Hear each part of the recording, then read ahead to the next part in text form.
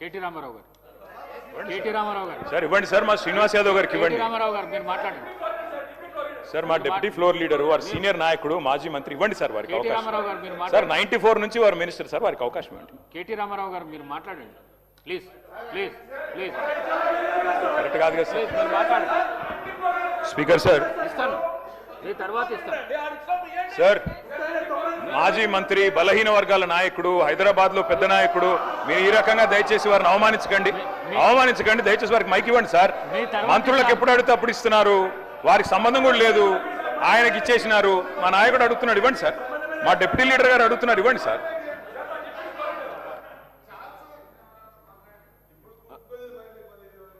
అధ్యక్ష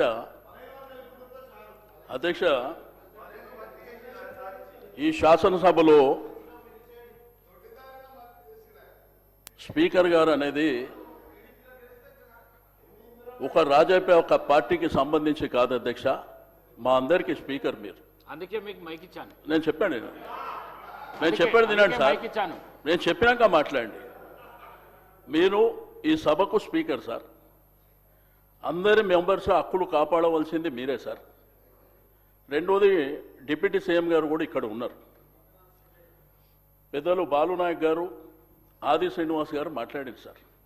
మేము ఇక్కడ కూర్చొని విన్నాం, మేము అబ్జెక్షన్ చేయలే. మేము మధ్యలో మైక్ అడిగి ఏదో ఆయన మాట్లాడుతుంది తప్పు అనేటువంటిది మేము చెప్పలేదు సార్. ఇప్పుడు మా వరకు వచ్చినప్పుడు గవర్నర్కు ధన్యవాదాలు చెప్పే తీర్మానం ప్రకారము మా సభ్యుడికి అవకాశం వచ్చింది సార్. ఇప్పుడు రిప్లై చెప్పేటువంటి అధికారం ముఖ్యమంత్రి గారికి లేకపోతే డిప్యూటీ సీఎం గారికి ఉంది. కాబట్టి మా సభ్యులు చెప్పినటువంటిది మీరు దయచేసి వినాలి.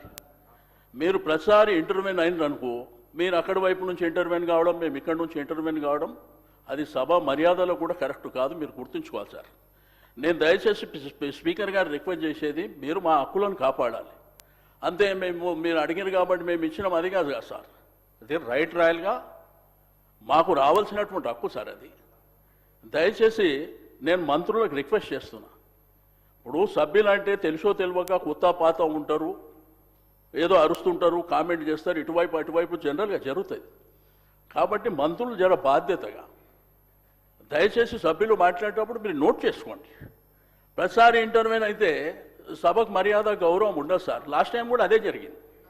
లాస్ట్ టైం కూడా ఇదే సభలో అనని మాటల్ని ముఖ్యమంత్రి గారు ఆ రోజు సీరియస్గా మాట్లాడినప్పుడు మేము బయటకు వెళ్ళిపోయినాం అధ్యక్ష. కనీసం ఇక్కడ ఉన్నటువంటి చీఫ్ విప్పుల బాధ్యత ఏంది అధ్యక్ష? ప్రతిపక్షాల దగ్గరకు వచ్చి మాట్లాడి ఇట్లా కాదు, ఇది స్పీకర్ గారు పంపించారని చెప్పాలి. అది కూడా జరగలే. కాబట్టి నేను దయచేసి మీకు రిక్వెస్ట్ చేసేది, మీరు మా హక్కులను కాపాడాలి. ఇందులో ఉన్నటువంటి ప్రతి సభ్యుడు including chief minister, opposition leader, ప్రతి ఒక్కరు కూడా సభ్యులే అధ్యక్ష ఇక్కడ.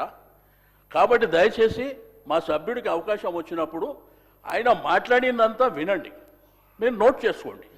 తర్వాత మీరు రేపు ఎట్లయినా రిప్లై ఇవ్వాలి కదా, అప్పుడు ఇవ్వండి. అంతేగాని వాళ్ళు ఇంటర్వ్యూన్ అయ్యి మేము ఇంటర్వ్యూన్ అయ్యి సభ గౌరవానికి కూడా మర్యాద కాదు అధ్యక్ష. ఇప్పుడు ఇద్దరు సభ్యులు అనేక విషయాలు మాట్లాడినప్పుడు దాంట్లో కొన్ని వాస్తవాలు ఉన్నాయి, చాలా అవాస్తవాలు ఉన్నాయి. అయినప్పటికీ మేము విన్నాం ఇక్కడ. కాబట్టి దయచేసి మీకు రిక్వెస్ట్ చేస్తున్నా, సభ సజావుగా జరగాలంటే సభ్యునికి అవకాశం ఇచ్చినప్పుడు మీరు ఎవరు వాళ్ళు ఇంటర్వ్యూన్ కాకుండా నోట్ చేసుకోమని చెప్పండి, రిప్లైలో చెప్పుకోమని చెప్పండి.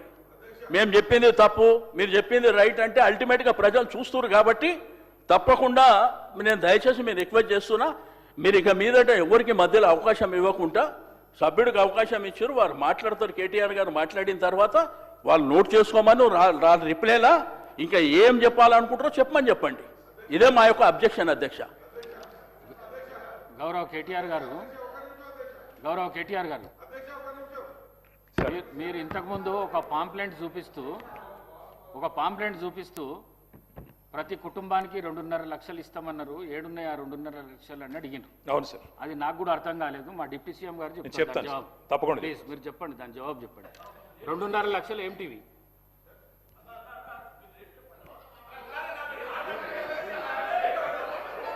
ప్లీజ్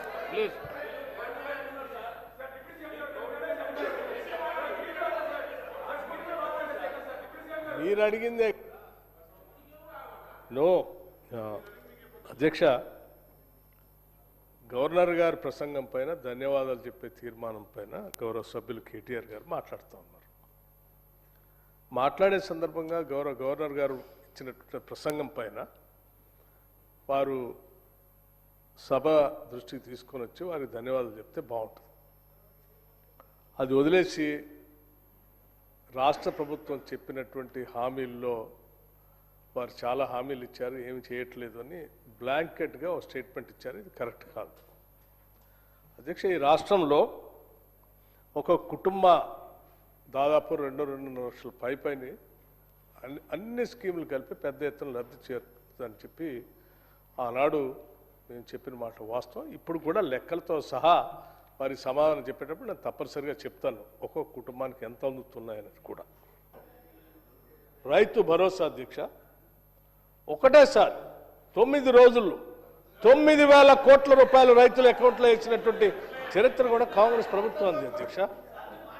ఇవాళ కూడా రైతు భరోసా మేము వేస్తా ఉన్నాం. రైతు భరోసా కాదు, అదే కాకుండా ఇంకా సన్న ఒడ్లు పండించినటువంటి రైతులకి 500 రూపాయల బోనస్ ఇస్తామని చెప్పి ఇవాళ రైతుల శ్రమను గుర్తించి పెద్ద ఎత్తున వాళ్ళు దాన్ని తీసుకొని వస్తే 500 రూపాయల లెక్కగట్టి వాళ్ళకి క్వింటాకి 500 రూపాయల లెక్క వాళ్ళ అకౌంట్లో వేస్తా ఉన్నాం అధ్యక్ష.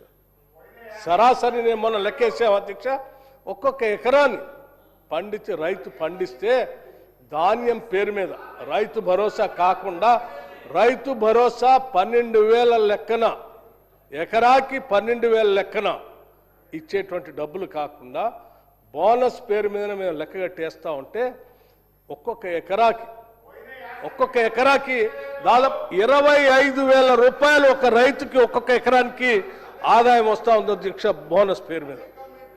ఈ లెక్కలన్నీ ఉన్నాయి అధ్యక్ష. తప్పనిసరిగా మేము సమాధానం చెప్తూ కుటుంబ ప్రకారం ఒక్కొక్క కుటుంబానికి ఎన్ని లక్షలు సంవత్సరానికి ఎన్ని లక్షలు వారి అకౌంట్లోకి వేస్తూ ఉన్నామో తప్పనిసరిగా వారికి సమాధానం చెప్పేటప్పుడు నేను ఇస్తాను అధ్యక్ష. మీలాగా మేము డబల్ బెడ్రూమ్ ఇల్లు కట్టిస్తామని చెప్పి 10 ఏళ్ళు ఇల్లు కట్టించకుండా వదిలేయటం కానీ, ఇంటికో ఉద్యోగం ఇస్తామని చెప్పి ఎవరికి ఉద్యోగం ఇవ్వకుండా 10 ఏళ్ళు వదిలేయటం కానీ, లేకపోతే దళిత ముఖ్యమంత్రి చేస్తా అని చెప్పి 10 ఏళ్ళు ఎవరిని చేయకుండా వదిలేయటం కానీ, 3 ఎకరాల భూమి లేని నిరుపేదల ప్రజలకు పంచుతామని చెప్పి 10 ఏళ్ళు ఎవరికి పంచకుండా వదిలేయటం కానీ మేము చేయట్లేదు అధ్యక్ష. మేము ఇచ్చినటువంటి హామీలు రూపాయి పోగేసి అనేక రకాలైనటువంటి ఆర్థిక భారం ఉన్నప్పటికీ వడ్డీలు అసలు మీరు 10 ఏళ్ళు అప్పు చేసి ఖర్చు పెట్టిపోతే 10 ఏళ్ల తర్వాత తిరిగి కట్టేటువంటి వ్యవస్థను మీరు ఏర్పాటు చేస్తే 10 ఏళ్ల తర్వాత మేము అధికారంలోకి వచ్చి ఇప్పుడు మీరు తెచ్చినటువంటి అప్పులకి అస్సలు వడ్డీలు కడుతూ కూడా ఈ పథకాలన్నీ చేసుకుంటూ పోతాను అధ్యక్ష. లెక్కలన్నీ చెప్తాము. దయచేసి వారిని గవర్నర్ గారి మీద ప్రసంగం ధన్యవాదాలు చెప్పేదానికి పరిమితమై వారిని మాట్లాడవలసిందిగా నేను విజ్ఞప్తి చేస్తా ఉన్నాను. Thank you. కేటీ రామారావు గారు. గవర్నమెంట్ రిప్లై అయిపోయినట్టే కదా సార్? అయిపోయింది కదా, ఏమో సార్ అయిపోయింది కదా రిప్లై, ఇంకేమో మొత్తం చెప్పాను కదా వారు. ఇదేమి ఇంటర్వెన్షన్ సార్? నేను 5 నిమిషాలు మాట్లాడితే వాళ్ళు 30 నిమిషాలు. ఇది మీరు మా రెస్క్యూకి రావాలి సార్, ఇది పద్ధతి కాదు sir. Speaker sir, deputy CM గారు లేస్తే నేను అనుకున్నాను అధ్యక్ష, ముఖ్యమంత్రి గారు సంతకం పెట్టిన ఫైల్ ఎక్కడ దొరికిందేమో మరి ఆ రోజు 2023 డిసెంబర్ 7 నాడు సంతకం పెట్టిన ఫైల్ ఏమైనా దొరికిందేమో, ఈ లోపల మా అధికారులు స్విఫ్ట్గా లెంకులాడినరేమో, పట్టిండేమో డిప్యూటీ సీఎం గారు చెప్తాడేమో అనుకున్నా అధ్యక్ష. లేకపోతే ఆ సిట్టో పిట్టో వేస్తారేమో, వేసి చెప్తారేమో ఫైల్ ఎక్కడ మాయమైంది. ముఖ్యమంత్రి సంతకం పెట్టిన ఫైల్ అంటే మజాక్ కాదు కదా అధ్యక్ష, చాలా గొప్ప విషయము. తొలి సంతకం అభయహస్తం అధ్యక్ష, చెప్తారేమో అనుకున్నా అధ్యక్ష. 2.5 ఏళ్ళ అధ్యక్ష సంతకం, ముఖ్యమంత్రి సంతకం పెట్టిన ఫైల్కే దిక్కు లేకపోతే ఈ రాష్ట్రంలో వీళ్ళ మాటలు ఎవరు నమ్ముతారు అధ్యక్ష? ఎక్కడ నమ్ముతారు? అందుకే అంటున్నా అధ్యక్ష, zero value to this government, zero value to this CM అధ్యక్ష. అధ్యక్ష వారు చెప్పారు, ఇగో ఒక్కో కుటుంబానికి 2,50,000 రూపాయలు ఇస్తామన్నారు అధ్యక్ష సంవత్సరానికి. అధ్యక్ష 1,10,00,000 కుటుంబాలకు తెల్ల రేషన్ కార్డులు ఉన్నాయి. మరి ఆ లెక్కన ఒక్కొక్క కుటుంబానికి 2,50,000 రూపాయలు ఇస్తే వారు ఫైనాన్స్ మినిస్టర్ కూడా, వారేం ఆషామాషి మనిషి కాదు, ఫైనాన్స్ మినిస్టర్. వారు చెప్పే ప్రతి మాటకి వజన్ ఉంటుంది, విలువ ఉంటుంది. మరి 1,10,00,000 కుటుంబాలకి 2,50,000 రూపాయల చొప్పున మరి ప్రభుత్వం కనుక వెల్ఫేర్ రూపంలో 4,000 పెన్షన్లు, తర్వాత వారు చెప్పినట్టు ఇవన్నీ కూడా ఇంకా చాలా ఉన్నాయి అధ్యక్ష, చదువుమంటే చదువుతా. ఇవన్నీ ఇచ్చిన మాట వాస్తవమే అయితే 2,75,000 కోట్ల బడ్జెట్ కావాలి అధ్యక్ష. 2,75,000 75,000 కోట్లు దీనికే. ఏది ఈ 2,50,50,000 కుటుంబానికి ఇవ్వాలంటే